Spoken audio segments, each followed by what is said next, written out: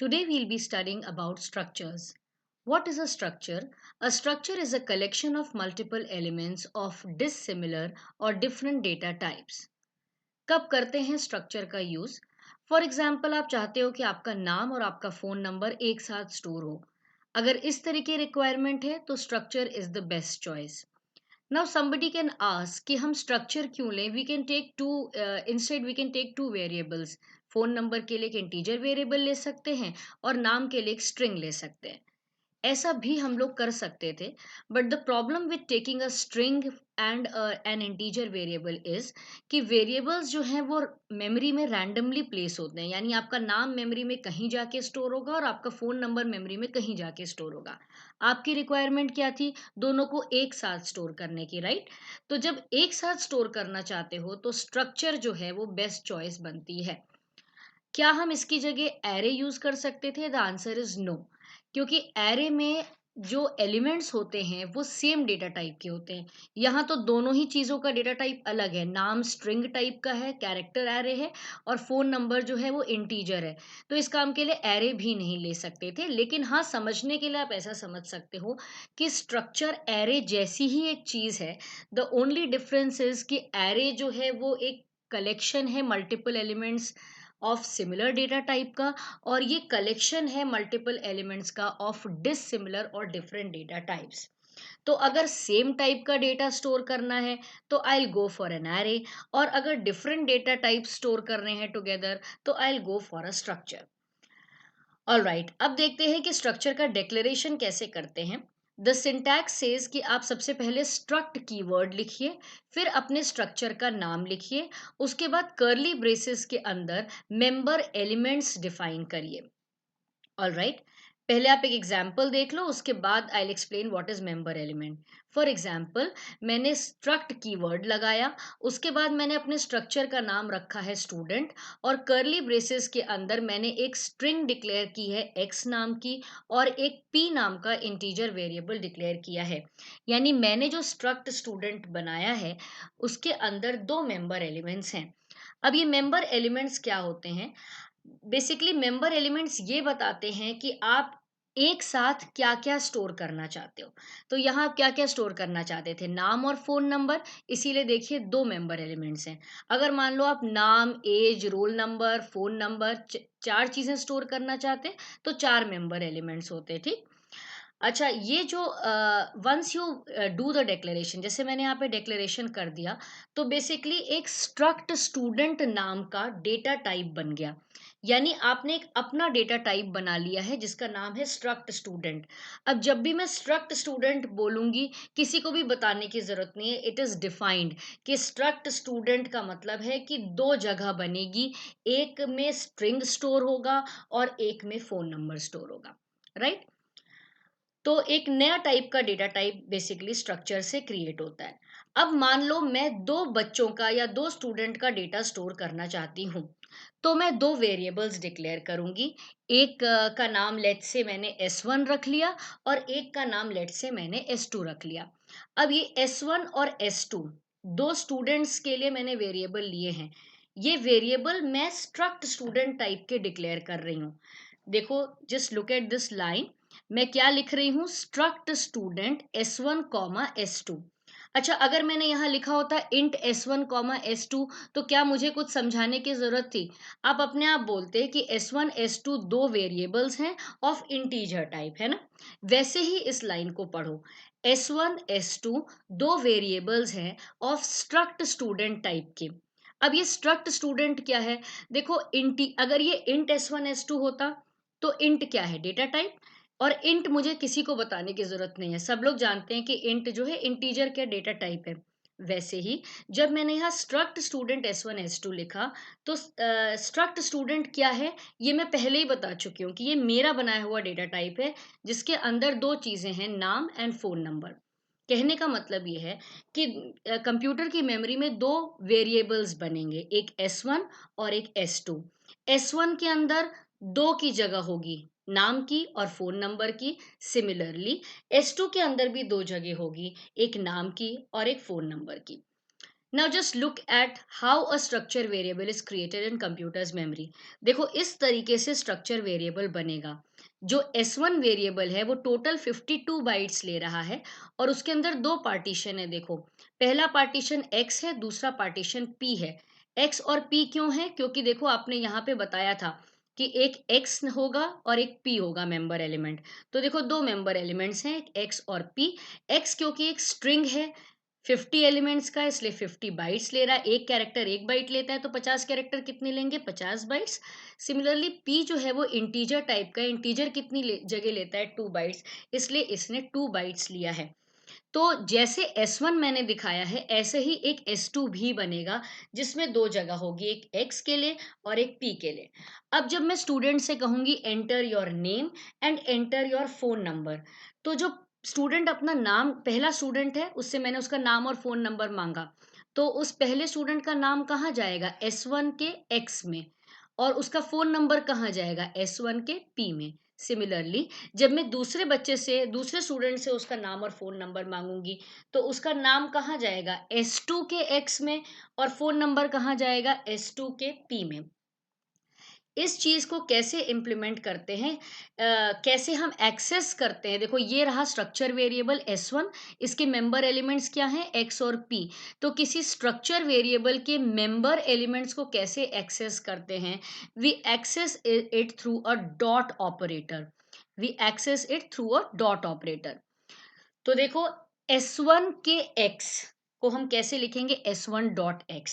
Similarly S1 के P को हम कैसे रेफर करेंगे? S1 dot P। तो अब मैं ऐसा कह सकती हूँ कि पहले स्टूडेंट का नाम स्टोर होगा S1 डॉट एक्स में, फोन नंबर स्टोर होगा S1 डॉट P में, दूसरे स्टूडेंट का नाम स्टोर होगा S2 डॉट एक्स में, और उसका फोन नंबर स्टोर होगा S2 डॉट P में। ऑलराइट, तो देखो स्ट्रक्चर के प्रोग्राम्स बहुत इजी हैं, the concept is also very easy.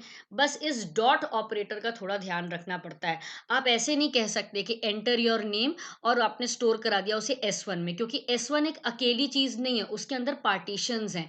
कितने पार्टीशंस हैं? जितने मेंबर एलिमेंट्स आपने लिए हैं। Alright, now let's straight forward go to the programs. The first program is write a program to input details of two students. Bracket में दिया है name, phone number, age, and print the details. Right, देखो यहाँ कहीं भी structure नहीं mentioned है, लेकिन आप जब भी क्वेश्चन में इस तरह की चीज देखो कि जो डिटेल्स हैं वो आपको ब्रैकेट में एक साथ लिखे हुए हैं, तो ऑब्वियसली ये स्ट्रक्चर का ही क्वेश्चन है। तो हम क्या चाहते हैं कि हम दो बच्चों की डिटेल स्टोर करें, पहले बच्चे का नाम, फोन नंबर, एज, और फिर दूसरे स्टूडेंट का नाम, फोन नंबर, एज। यानी हम स्टूडेंट्स का नेम, फोन नंबर, एज एक साथ स्टोर करना चाहते हैं। राइट, तो हमें क्या बनाना पड़ेगा? स्ट्रक्चर। ऑलराइट, इस स्ट्रक्चर में कितने मेंबर एलिमेंट्स होंगे? देखो कितनी चीजें स्टोर करनी है? तीन, तो तीन मेंबर एलिमेंट्स होंगे। तो देखो मैंने void main लिखा। अच्छा एक चीज और है, देखो सी में ये रिस्ट्रिक्शन होता है कि void main के बाद तुरंत वेरिएबल्स डिक्लेयर किए जाते हैं। राइट, लेकिन जब भी आप स्ट्रक्चर का प्रोग्राम लिखोगे, तो पहले स्ट्रक्चर डिक्लेयर करोगे, उसके बाद ही कोई वेरिएबल डिक्लेयर होगा। उसका रीजन ये है कि स्ट्रक्चर एक डेटा टाइप होता है, तो पहले डेटा टाइप बताएंगे तभी तो उसके वेरिएबल्स बना पाएंगे। तो देखो इसी लॉजिक को ध्यान में रखते हुए मैंने एक स्ट्रक्ट स्टूडेंट बनाया, जिसके अंदर तीन मेंबर एलिमेंट्स हैं। कैर X50 स्ट्रिंग है नाम स्टोर करने के लिए, फिर क्या स्टोर करना था? फोन नंबर, तो इंट PH है फोन नंबर के लिए, और एज के लिए मैंने इंट A लिया है। फिर मैंने कर्ली ब्रेस बंद कर दिया और सेमीकोलन लगा दिया। यानी मैंने एक डेटा टाइप बना दिया स्ट्रक्ट स्टूडेंट नाम का, जिसके अंदर कितने पार्टीशंस होंगे? तीन। एक होगा X, एक होगा PH, और एक होगा A। अब इस स्ट्रक्चर को देख के बिल्कुल भी पता नहीं चल रहा कि कितने स्टूडेंट्स का डिटेल स्टोर करना है। ये तो सिर्फ ये बता रहा है कि भाई स्ट्रक्ट स्टूडेंट नाम का एक डेटा टाइप क्रिएट हो गया है। राइट, कितने बच्चों के डिटेल स्टोर करने हैं? दो। इसलिए अब हम वेरिएबल्स डिक्लेयर करेंगे। Look at this line, struct student S1 comma S2। इस लाइन को जब भी लिखो मन में बोल के देखो कि S1 S2 दो वेरिएबल्स हैं स्ट्रक्ट स्टूडेंट टाइप के। यानी कंप्यूटर की मेमोरी में दो बड़ी बड़ी जगह बनेगी, एक S1 नाम की और एक S2 नाम की। S1 और S2 दोनों सेम मेमोरी लेंगे, और देखो कितनी मेमोरी लेंगे, 50 बाइट तो ये X लेगा, 2 बाइट फोन नंबर PH लेगा और 2 बाइट A लेगा, यानी 54 बाइट के दो वेरिएबल्स बनेंगे, एक S1 और एक S2 नाम के। ठीक, S1 में कितने पार्टीशन होंगे, 3, XPHA, और S2 में कितने पार्टीशन होंगे, 3, XPHA। ऑलराइट, अच्छा, और कैसे पता चलेगा कि S1 का नाम कहाँ स्टोर होगा, डॉट ऑपरेटर की मदद से। S1 डॉट एक्स में पहले का नाम, S1 डॉट PH में पहले स्टूडेंट का phone number, S1 dot A में पहले स्टूडेंट का as. Similarly S2 dot x में दूसरे स्टूडेंट का नाम, S2 डॉट PH में दूसरे का फोन नंबर, और S2 डॉट A में दूसरे का एज। अब देखो मैंने क्लियर स्क्रीन लगाया। अब मैंने पहले स्टूडेंट से बोला enter name, phone number and age. फिर मैंने स्कैनएफ कराया %s स्ट्रिंग के लिए, %d इंटीजर के लिए, S1 dot x, ampersand S1 dot PH, ampersand S1 dot A।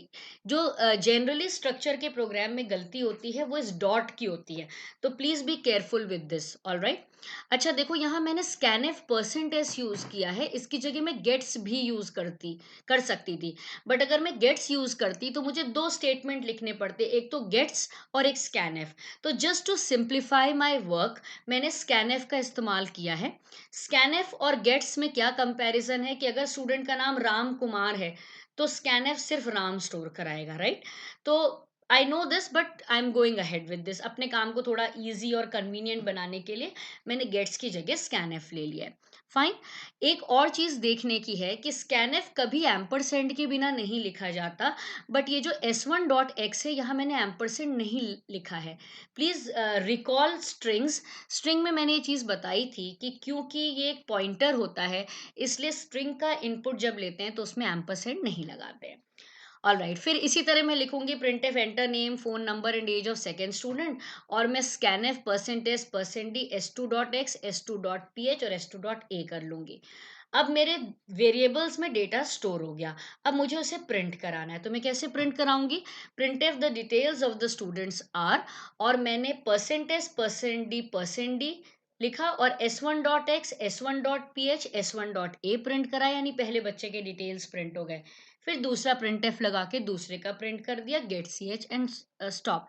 तो स्ट्रक्चर के programs are very easy, but you have to be careful with this dot, generally people forget this. Alright, now moving on to the second program, it says write a program to input details of two books। दो books के detail input कराने हैं, name and number of pages. ये साथ में साथ में store करना है, इसलिए हम स्ट्रक्चर लेंगे। और कितने मेंबर एलिमेंट्स होंगे, दो। तो देखो मैंने एक स्ट्रक्ट बुक्स नाम का स्ट्रक्चर बनाया। नाम के लिए char x50 लिया और इंट पेजेस लिया, नंबर ऑफ पेजेस के लिए। ये हो गया स्ट्रक्चर का डिक्लेरेशन। कितने बुक्स के डिटेल स्टोर करने हैं, दो के, इसलिए मैंने दो वेरिएबल डिक्लेयर कर दिए, B1 B2। यानी वेरिएबल्स ये बताते हैं कि कितने का डिटेल स्टोर करना है, right.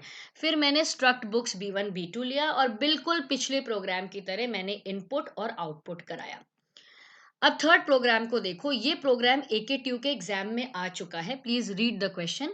Right a program to declare a structure called time which has 3 member elements, int R, int minutes, int seconds. यानी इस क्वेश्चन में आपको स्ट्रक्चर का नाम बता दिया है। क्या है स्ट्रक्चर का नाम, टाइम। इवन मेंबर एलिमेंट्स और मेंबर एलिमेंट्स के नाम भी बता दिए हैं। कितने मेंबर एलिमेंट्स हैं, 3। और क्या नाम और डेटा टाइप है उनका, नाम है आर, मिनट, सेकेंड, और तीनों का डेटा टाइप क्या है, इंट। अब आपसे ये कह रहा है कि write a program to input time and print in the following format.